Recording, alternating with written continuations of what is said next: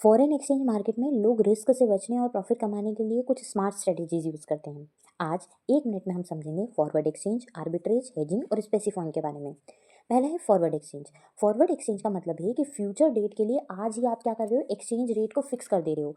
देखो, एक एग्जांपल से समझाती हूँ कि अगर आज $1 83 का है और इम्पोर्टर को 3 महीने बाद डॉलर चाहिए, तो वो बैंक से क्या करेगा, आज ही फॉरवर्ड कॉन्ट्रैक्ट कर लेगा, ताकि कल को अगर डॉलर की प्राइस बढ़ती भी है तो क्या हो जाएगा, उसको नुकसान नहीं होगा ना।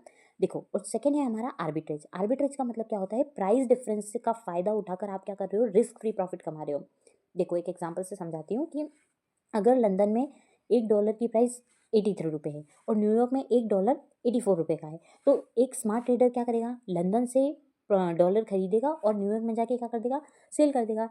ठीक है, तो इससे क्या हुआ, इससे ट्रेडर ने क्या कमा लिया, रिस्क फ्री प्रॉफिट कमा लिया। थर्ड है हमारा हेजिंग। हेजिंग का use companies exchange rate risk से बचने के लिए करती हैं। देखो, एक एग्जांपल से समझाती हूँ कि एक्सपोर्टर को फ्यूचर में डॉलर चाहिए मान लो, या फिर एक्सपोर्टर को फ्यूचर में डॉलर मिलने वाले हैं।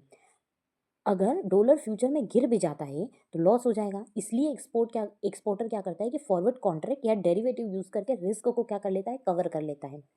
फोर्थ है हमारा last, specific point. Specific point gold standard system में एक्सचेंज रेट की अपर और लोअर लिमिट को कहते हैं। अगर एक्सचेंज रेट इन लिमिट से बाहर हो जाए तो गोल्ड का एक्सपोर्ट या इंपोर्ट स्टार्ट हो जाता है और एट द एंड क्या हो जाता है कि रेट वापस से बैलेंस हो जाती है। तो आज हमने 4 इंपॉर्टेंट फॉरेक्स कॉन्सेप्ट को समझा। फॉरवर्ड एक्सचेंज, जिसका क्या मतलब था, फ्यूचर रेट फिक्स कर देना।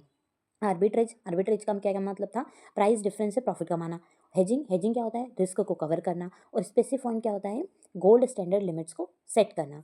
इंटरनेशनल सीरीज के नेक्स्ट डे में हम और भी पावरफुल कॉन्सेप्ट्स को कवर करेंगे।